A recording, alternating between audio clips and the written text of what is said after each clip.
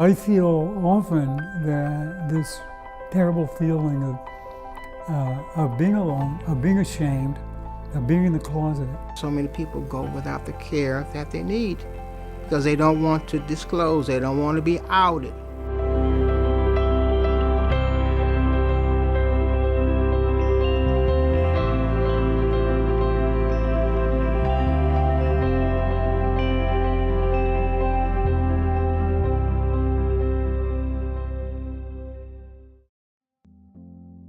Our country's senior population is growing rapidly, with baby boomers already in their 60s.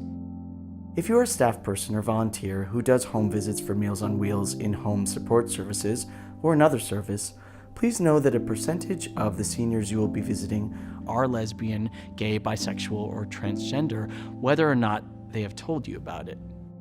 Staff and volunteers who do home visits and assessments are probably all committed to treating everyone equally. However, doing this for LGBT seniors means using an intentionally inclusive approach. These seniors often require a layer of trust that differs from that of non-LGBT seniors, and even differs from LGBT youth. In recent years, LGBT people have made significant advances within American society. Despite this, LGBT seniors often still carry trauma and fear, rooted in decades of harsh repression. It's easy to forget that their experience of coming of age and maturing into adults happened in a much different time, a time when LGBT people were stigmatized. In the 20th century, fear, discrimination, and secrecy dominated the experience of being LGBT. When our current seniors were growing up, and even throughout middle age, LGBT people could legally be jailed, fired from their jobs, evicted from their homes, expelled from their churches, or have their children taken away.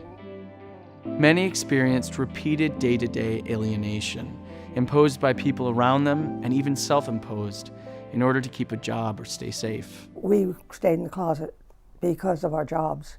I was the director of a nonprofit social agency and fearful of being discovered at one point, you know. Most of their life has probably been spent hiding in some capacity, whether it's from their landlord, their boss, their nosy neighbors. I imagine in some ways it's probably actually easier to hide than it is to be out, which is very different generationally. I depended on my neighbors. I didn't know how they felt about gay people, and so I just hopped right back in the closet.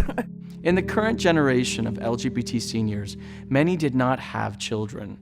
Because of this, and because some were alienated from their families of origin, LGBT seniors are less likely to have anyone to care for them, and are more likely to live in poverty, be socially isolated, and have unresolved health issues. At least 10% of the population is LGBT. Even small towns everywhere has a community. That is why it is so very important to convey the message that they can be safe in opening up to you. The first and perhaps most important general practice is simply this. Remember to never assume every senior is heterosexual, and never forget any senior could be transgender.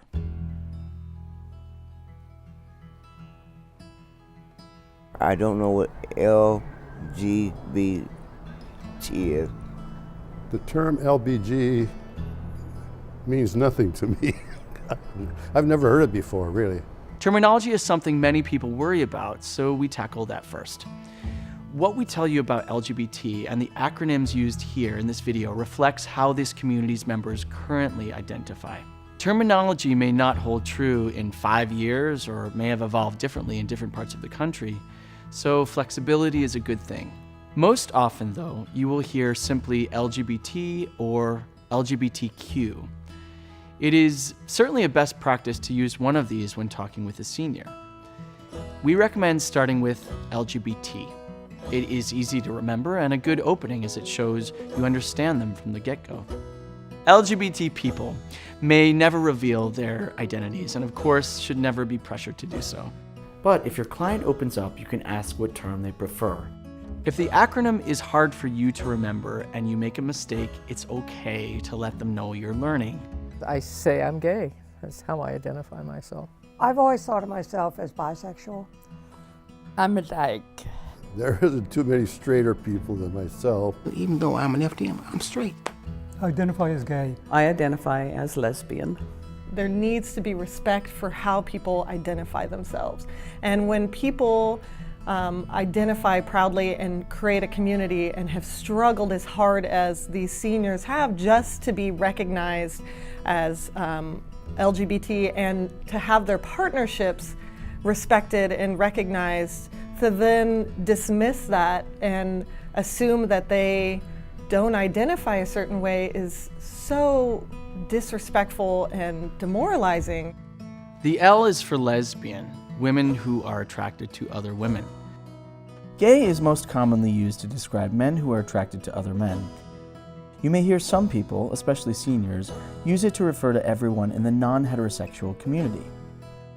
Bisexuals are attracted to both men and women to varying degrees.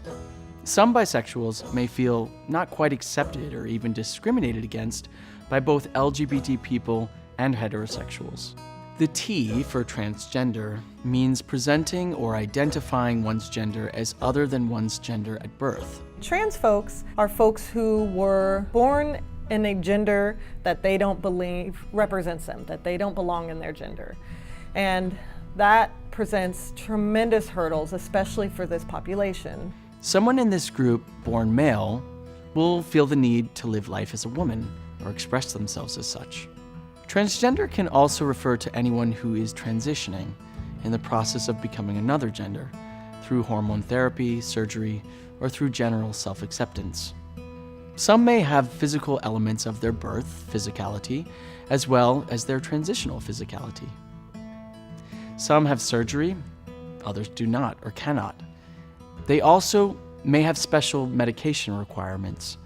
Some may have changed their names, including on their driver's license or birth certificate. Whatever way they identify in pronouns, gender must be honored. We cannot stress this enough. Every human deserves to feel genuine and comfortable with their external appearance and expression. It is extremely isolating and a mistreatment to dismiss someone's authentic identity. When they want to be called a she or a he, you respect that and you tell your staff and you make notes, and regardless of what you think. Gender identity is independent of sexual orientation.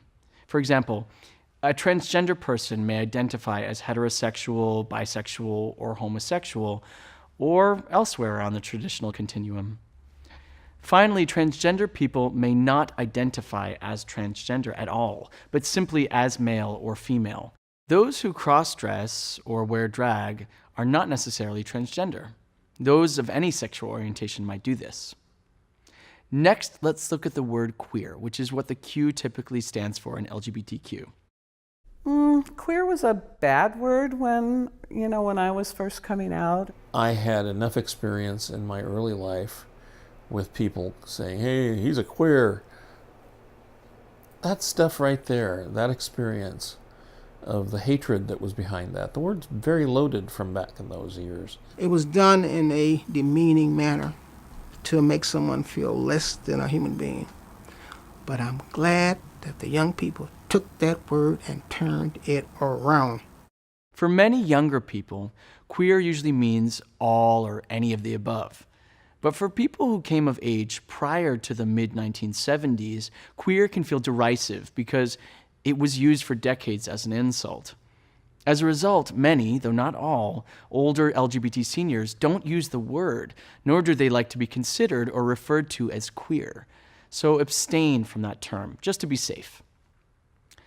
The term homosexual is still used in clinical or formal instances, such as research or comparing homosexual behavior to heterosexual behavior, for example, and some elders may refer to themselves as such. However, in direct communication, it's considered inappropriate to ask someone if they are a homosexual. Coming out or coming out of the closet means letting other people know that one is LGBT. This can be a painful process for some and joyful for others, depending on their level of support and other circumstances. It's important to remember that this has led many LGBT elders to have families of choice, meaning friends and others who are their primary systems. High school was hard, not knowing anybody else and having these feelings that really didn't have a word. I had big challenges with my family of origin in Wisconsin. People would stare at me. Look at it. Look at that. Look at it. What is it? Is it a man? Is it a woman? And I internalized all that. If you're from the Panhandle of Texas in the 50s, 60s, you're not gay, you just mess around and you get married. You have to get married. I've seen a lot of people call gay people all kinds of names and do stuff to them, and I don't think that's right.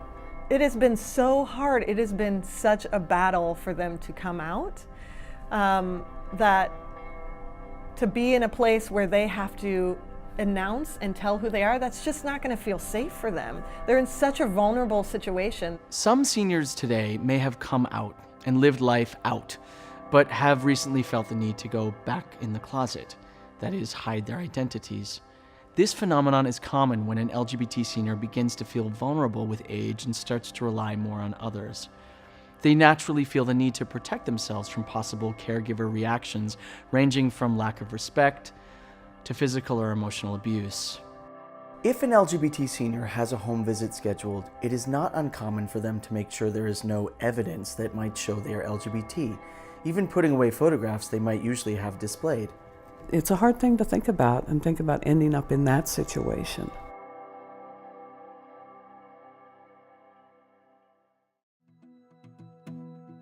Your non-discrimination policy must include LGBT cultural sensitivity training, so everyone there understands why and how to serve this population.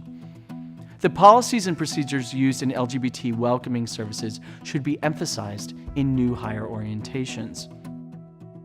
Wear a rainbow pin when you do your visits as a quiet but immediate symbol to LGBT seniors that they can speak freely. Conveying the importance of confidentiality is an essential part of such training. Someone may state that for religious or other reasons, they prefer not to participate in LGBT sensitivity trainings. This will likely become a barrier to LGBT seniors accessing services. Again, tolerating LGBT individuals feels like active discrimination to the person being tolerated. Folks say, you know what, I don't care what they do in their bedroom is their own thing. I think that completely diminishes them, and I think it also really highlights that when we think about LGBT seniors or LGBT folks in general, we get really stuck on a very small part of their relationship. I always want to expand the conversation from how's sex going, or what do you do with sex, or what. That is such a small part of what our relationship is about. Paperwork and forms are some of the most important ways in which your clients initially communicate with you. Is there space for people to check their gender identity as something other than male or female, including transgender, intersex, or other? Do they include questions about sexual orientation?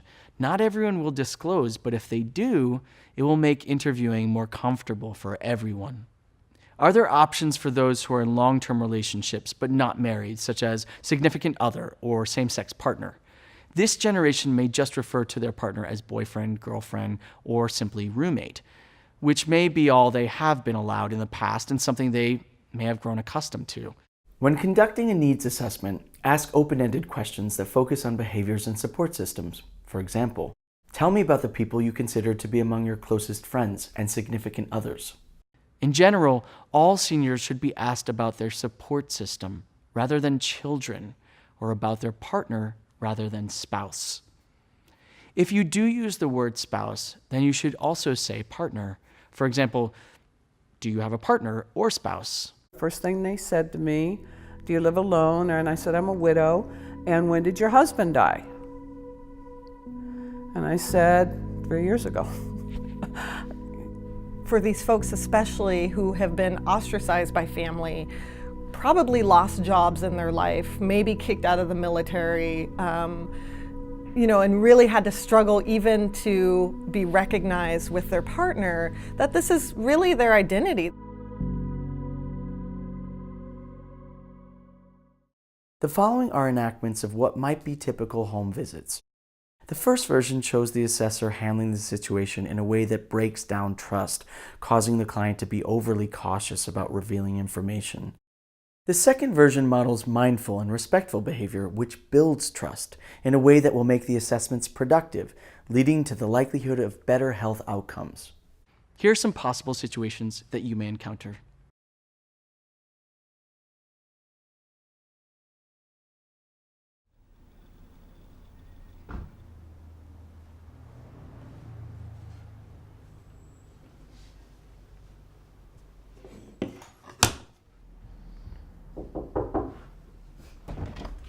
Hi. Hi, I'm James. Here's your meal for today, and I'm here for the regular assessment we scheduled. Thank you. Come on in, Jane.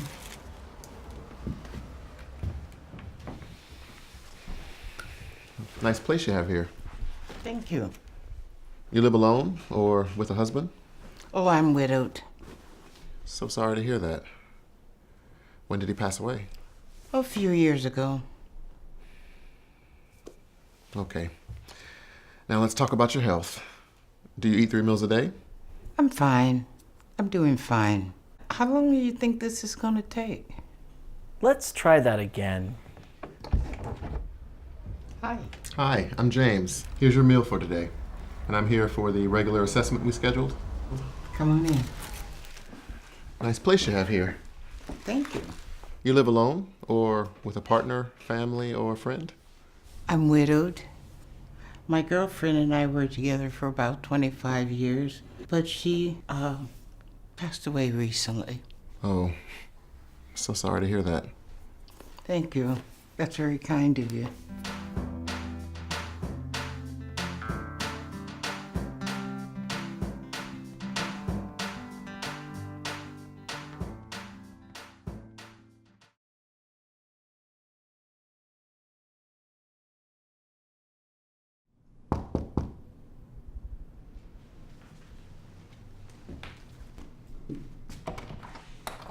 Hi, Jean. Hi, Sophie. Thank you for bringing this. Of course. It's good to see you. You too. Everything okay? Oh, sorry. Hang on 1 second. I gotta get this. Hi, George. Yeah, I'm out delivering meals. I'm with Jean. You know, I told you about him. Okay, I'll call you right back. Bye. Sorry about that. It's my mom's friend. I'm helping him move today. I'm not a guy. Oh, I'm sorry. I thought, oh, my bad. You know, I'm gonna run and I'll see you next week, okay?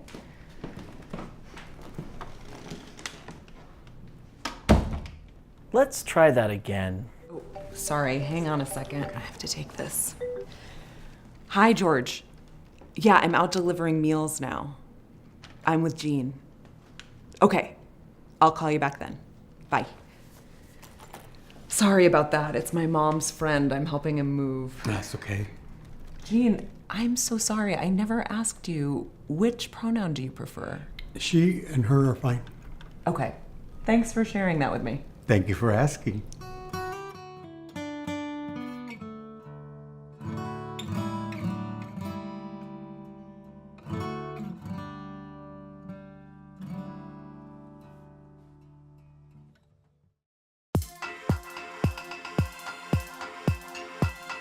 I just suggest that they get to know me better. Try and let people open up to you as to who they are. Get the conversation going and then keep it going, because that's when people change. See what things I cry about and what things I'm happy about, and realize that those things are coming from a gay person. I'd just be so glad when films like this will be put in a museum and people say, you know what? How did they survive that? How did they survive those times? I'm 67 now. Hopefully the next generation will not have to go through this. LGBT is a huge umbrella term. It's not just about sexual orientation. It can also be about gender. Remember that people are people. Each individual is a unique person with unique interests, styles, skills, and experiences, just the same as anyone. Everyone wants to be safe and visible.